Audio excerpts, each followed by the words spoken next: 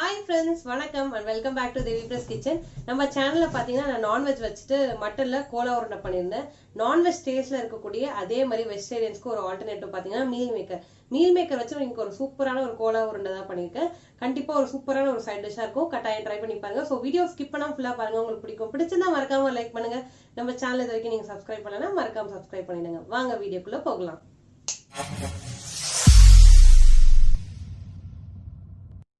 First நம்ம தாளிப்பு ready பண்ணிக்கலாம். அதுக்கு பார்த்தீங்கன்னா நான் ரீஃபைண்ட் ஆயில் சேர்த்துருக்கேன். எண்ணெய் கொஞ்சம் சூடானதும் 1 இன்ச் அளவுக்கு நான் பட்டை சேர்த்துருக்கேன். அதுக்கப்புறம் ஸ்டாரில் ஒரு பாதி சேர்த்துருக்கேன்.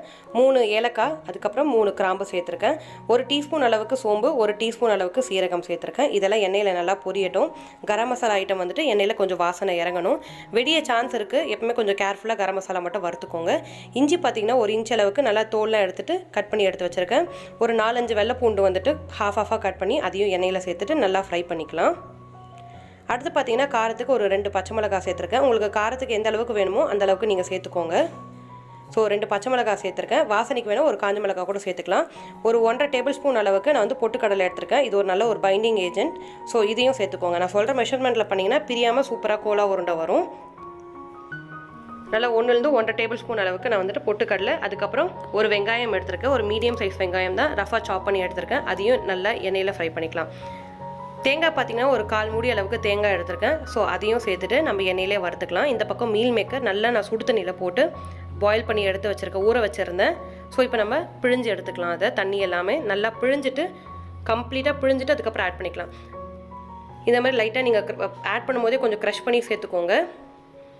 ஸோ எல்லா தண்ணியும் பிழிஞ்சாச்சு. இப்போ மீல் மேக்கர் ஃபுல்லாகவே நான் மேஷ் பண்ண போகிறேன். உங்களால் எந்த அளவுக்கு முடியுதோ அந்த அளவுக்கு மேஷ் பண்ணி எடுத்துக்கோங்க.